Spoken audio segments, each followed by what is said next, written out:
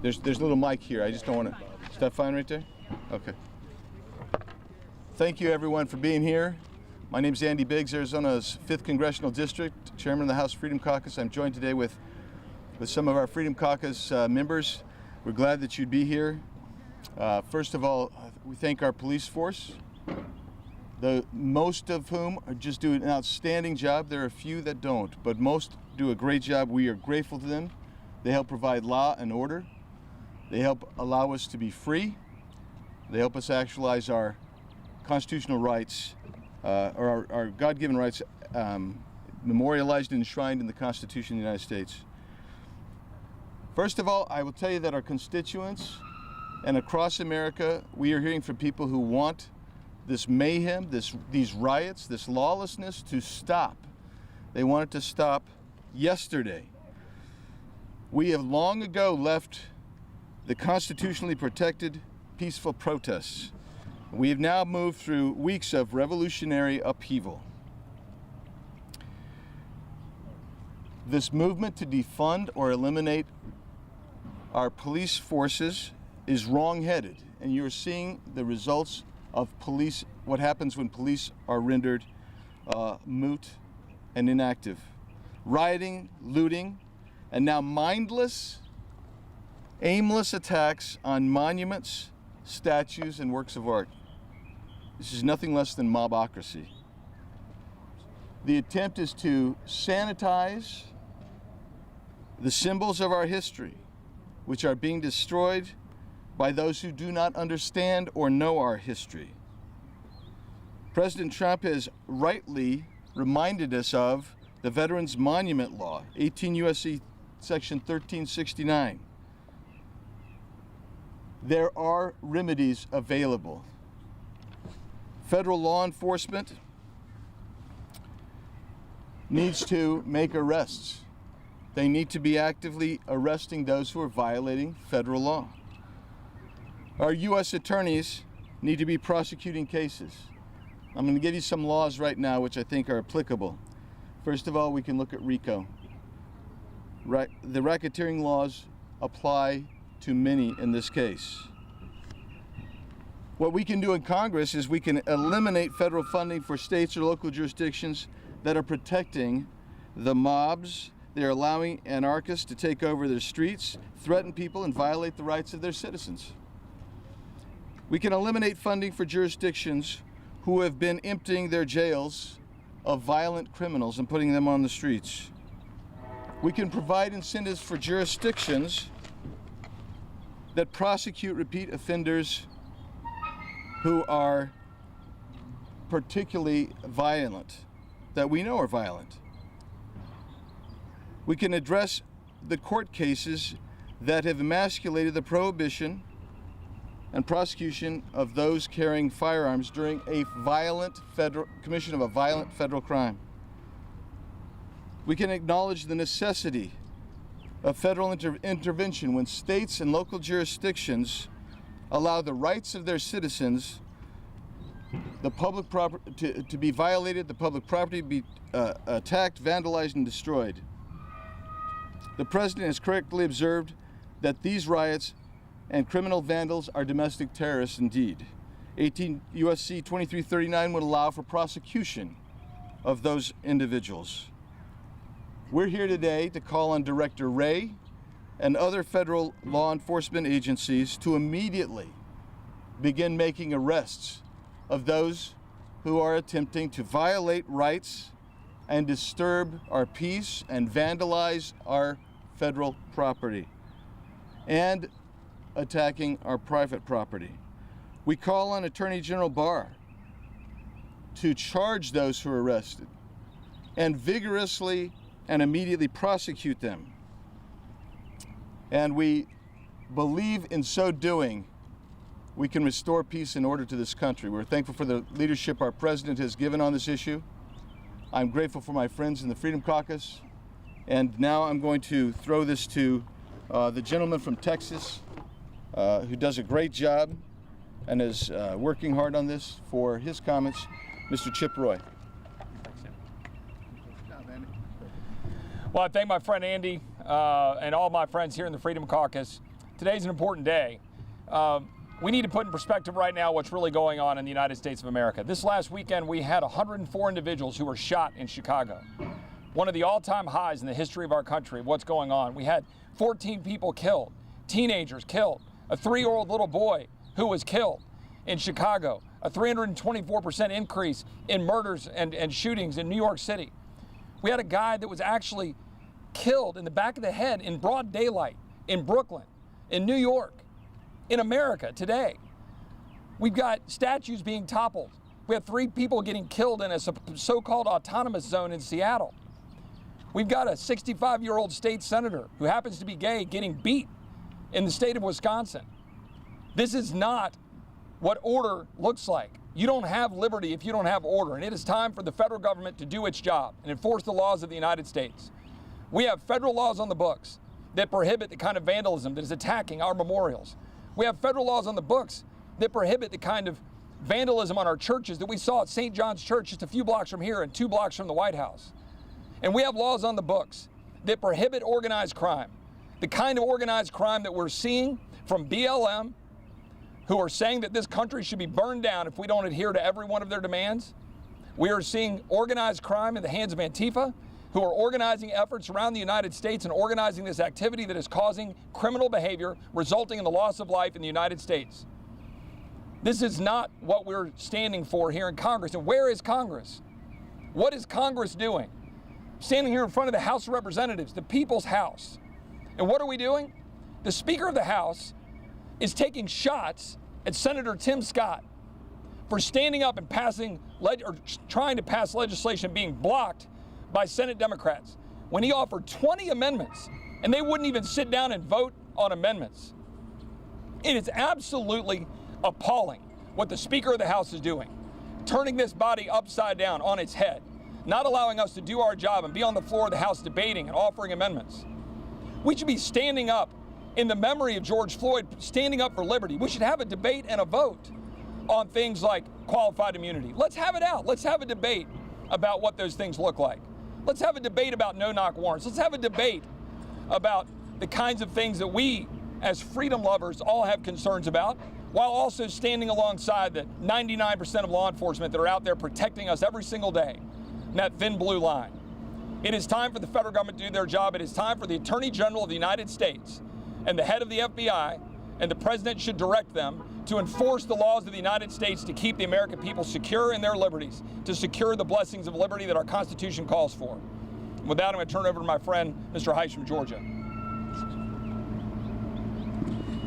I am grateful for Chip and Andy and my fellow colleagues in the Freedom Caucus for tremendous leadership in this. Look, the reason we're here is because we are all watching all across this country radical activists literally rampage our cities, our communities all across our country. And the tragic death of George Floyd literally is being hijacked by these radicals right now, by Antifa and BLM and other organizations who are coming in. And quite frankly, these protests are turning now into riots, turning into mob rule. We're watching personal property destroyed, burned, vandalism.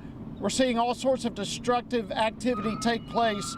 And all the while, the Dems are over here, the Democrats are wanting to defund the police, and they're jumping behind an insane movement to defund the police and law enforcement all across our country. And we look at what's happening in Seattle. As Chip just mentioned a while ago, the attempt even was right here in Washington, D.C. These autonomous zones, what's taking place, and as these individuals are allowed to keep doing what they're doing, it is going to continue, and it's going to continue to get worse. And now we're watching the transition of monuments and statues, our national monuments, churches, all these types of things now are under attack. In fact, one of their national leaders just the other day gave instruction for any statue or image of Jesus, if it is a white Jesus, to destroy it. I mean, this is gaining momentum while we're sitting back doing absolutely nothing. And it's time for all of this to stop. It's a direct campaign, an attack against our shared heritage and the things that we treasure, our institutions and our liberty here in this country. And we're here to say enough is enough. It's time for Attorney General Barr to step up and start prosecuting hundreds, perhaps thousands of individuals who are continuing to break the law. And it's time for us here in Congress to start holding individual leaders of states and cities who are doing absolutely nothing while all this rampage is taking place. It's time that we start holding them accountable. And quite frankly, we should consider, while they're trying to defund the police, we ought to start considering defunding some of these cities, some of these places that are receiving over and over and over federal dollars. Enough is enough, and we're here to take a stand. Our constituents are ticked off. We're ticked off. It's time for all of this nonsense to come to a stop, and we're here to do all we can to do just that. I'm not sure exactly who's following me, but I'll turn it over. Thank you. I think Chip and I think Jody, and the way we're going to go now is Representative Gohmert from Texas, followed by Representative Perry from Pennsylvania, and then Representative Posey from Florida, and then we'll take a few questions. Thanks, Andy and Jody. Thank you for being here. This is a very critical time. While this Marxist crime wave is underway, you've got Democratic leaders wanting to play games. Of course, it's understandable if they don't know their history. These kind of insurrections can start small and be legitimate, as were the peaceful protests over the death of George Floyd. But you have groups that are Marxist-backed that know their history, despite the miseducation on history for so many Americans. They know how the Bolshevik Revolution happened and became successful. It was small, and they took advantage of some unhappiness, but even then it was capable of being stopped if good people had stepped up and stopped. But the good people back then, including the military that Trotsky's talked out of coming over and stopping it, they thought, well, maybe this system of government they're talking about could be a nice thing. Share and share alike, but it always goes the same way, as it did in Venezuela, Soviet Union, China. You have a little bitty ruling class, and then you've got everybody else. There's no chance to work your way up. As I was told by a Soviet college friend when I was an exchange student over there, they said, in America, you've got a chance to work your way up, earning money and work your way up to success. In our country, in any communist country, there's only one way to work your way up, and that's to step on other people on the way up. And while we should have people in this House on both sides of the aisle, not just one, who step up and say this craziness has got to stop, you get the feeling that they're hoping that this craziness will go through November because maybe it'll hurt Donald Trump. You got to care more about the country and the generations to come than we're seeing in the leadership in the House right now. Now, I understand when people don't know their history, but this has got to be stopped, and we've got to have leadership that says, stop already.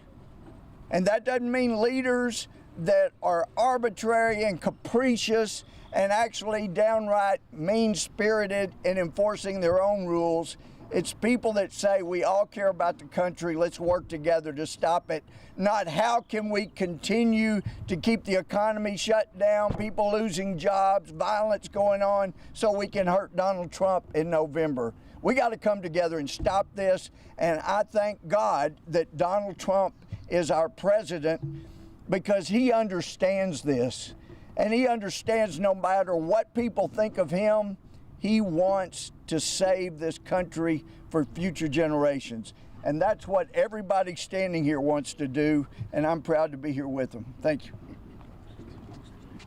I'm proud to stand here with my colleagues. Ladies and gentlemen, it's easy and plain to see. Our house is on fire. What do you get when you have a 2-alarm fire in your house and you don't do anything? Well, then you get a 5-alarm fire, and pretty soon your house is gone.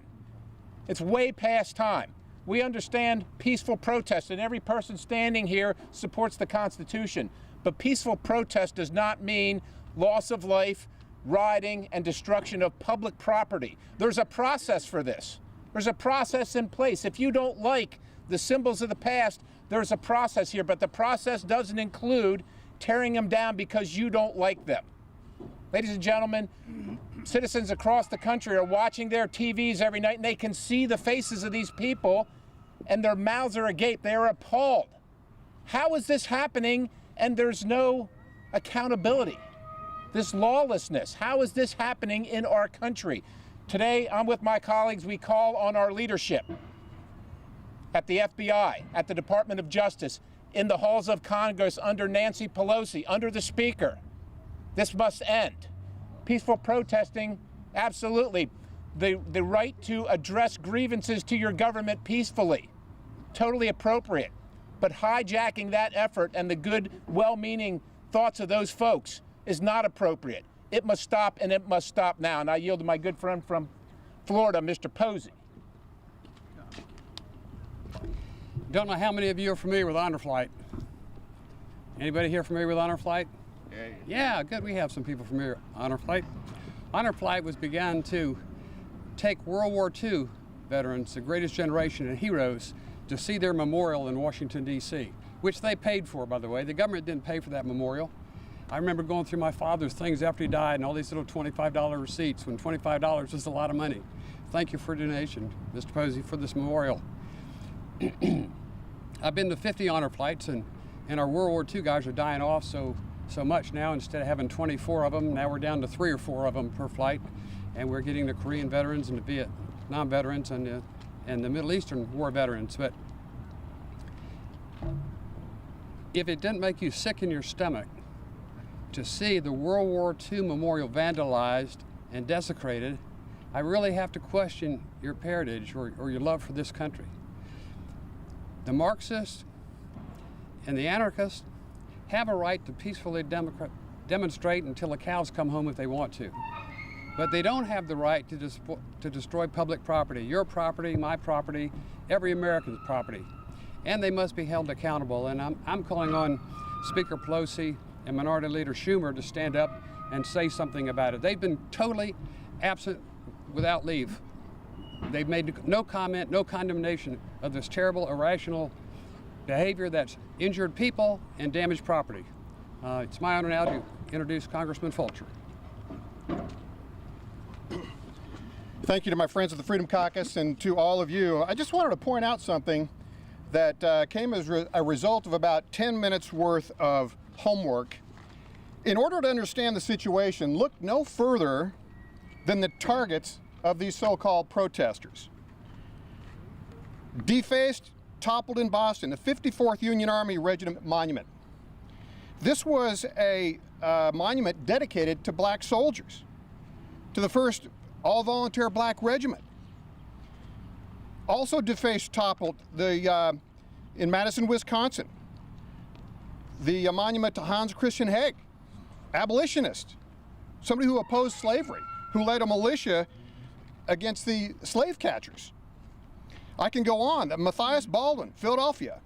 He fought against slavery and the right of black Americans to vote, used his own money to educate black children. There's 20 of these, and that's in about a 10-minute search.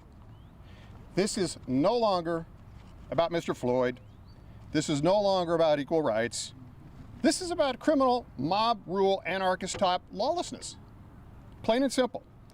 The rule of law is at risk here, and without that, you don't have prosperity. I have been to plenty of places where there's no rule of law, and nobody wants that.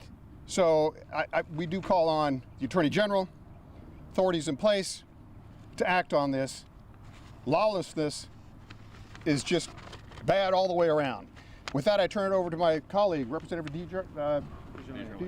Thank you. Thank you. Appreciate it. Thank you all for being here, and thank the Freedom Caucus for all the great words that have already been said today. I'm proud to be here representing the great state of Tennessee today. And to the peaceful protesters, yes, you absolutely have a right to protest and be heard. But to the criminals, the looters, the vandals, no, we need our law enforcement to step up. We love our police, we respect our police, and we urge you to hang in there. You've been going through a real trying time. We know you don't want bad actors among you. We know we're all working together to root that out. But we need to let the police do their job. The most common call we're getting into our district offices in Tennessee and our office in Washington right now is about the vandalism and the lawlessness that's going on in this country. And we're here today to say we've had enough. Like my colleagues, I urge Director Wray, FBI, the police forces, the mayors, the governors, to let the police do their job. The people want this stopped. You cannot erase history, you have to learn from it. And I'd like now to introduce another great representative from the state of Arizona, Dr. Paul Gosar. Thanks, everybody. What a sad day. What a sad time we find ourselves. An opportunity to bring this country together is wasted. Good process builds good policy, builds good politics. But what we find here is we see the other side manipulating, a speaker that manipulates this process. Instead of airing out this aspect in front of the American people, with the American people, for the American people, we decide to unitarily say, we know what's right for America. That's what's wrong about this process.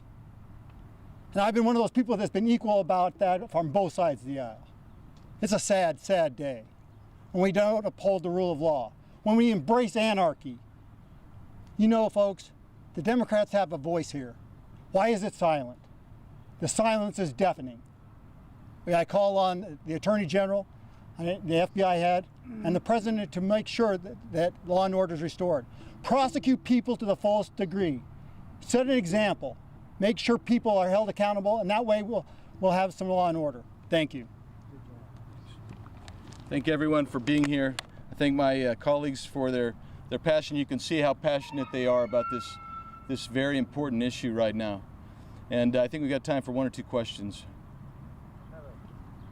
Yeah. Reverend Casey Carroll, International Ministry Online. Do you think that the $100 billion that they gave in the Justice Act that was afforded, that the people are aware that this is only 0.3% of the trillions of dollars that was passed, the HERO Act, and that if we look at it, that it was technically going over from the 1985 Efficiency Budget Control Act that repeatedly allowed for trillions of dollars to be spent creating a humongous change for the future of this nation, for all of these millions of Americans that we're talking about? I appreciate you asking the question. First of all, the HEROES Act was not passed. That was a $3.2 trillion bill sponsored by Speaker Pelosi. That was not passed. But let's just talk about the national debt if you want to. We are sitting over $26 trillion in national debt. That will have implications for this generation, the next generation, the generation follows. And it sounds like you're concerned about it. Everybody in this group is vitally concerned about that. We're concerned about our spending. By my calculation, we're going to be sitting over $28 trillion in national debt by the time of the end of the current fiscal year because Congress has not put its fiscal house in order, and we have to do that. That is an important step, and you're right, we routinely, present company accepted, routinely go over our spending limitations and our spending caps, and that's to the detriment of this nation. One more question. I have something. Yeah, hold on one. Let's just take one last question. Yep. Thank you, sir. I wanted to ask, so we're looking at the Justice and Policing Act today that's been proposed by House Democrats. This is a response to a lot of the protests, some of the violent protests that have been seen so far. That's not true. This was in response to the George Floyd incident. This has nothing to do with what we've seen since the protests were taken over by the anarchists, Antifa and Black Lives Matter.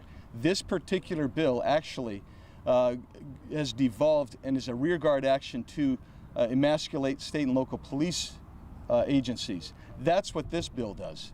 And so that's why I think many of my colleagues are really upset about it, and we would like to have seen something where we could have participated in it. When this bill was heard, we offered at least a dozen well thought out amendments, including Mr. Gohmert's here. We're dealing with the Emmett Tillman anti-lynching legislation. And his amendment would have made us a life sentence if you lynch somebody. The Democrats were so entrenched, wouldn't let us participate, that they said they would rather keep it as a max 10 years. So when we start looking at this and this particular bill today, this is not a bill in response to the George Floyd incident. This is a bill in response to try to further emasculate state and local police agencies. Would you be willing to caucus and conference with your Democratic colleagues now on reforming this bill? We tried. We tried multiple times. We were shut out completely by our colleagues on the other side. And and you get the evidence you saw yesterday where the Democrats voted against Tim Scott's. And as he pointed out, it was because of who sponsored the legislation, not because of the content of that legislation. He was willing to allow them up to 20 amendments to try to work with them. We offered 12 amendments. We didn't get to see the legislation till day before late. And they would not allow us to participate. And I'm not the only one on the Judiciary Committee that sought participation in that process. I know Representative Gohmert. We've got some others here as well, Ranking Member Jordan. So thank you for the question. Thank you all for being here. We'll wrap it up. Constituents should wear masks. It's up to them. Yep. All right, thanks everybody for coming out. Appreciate it. Good job.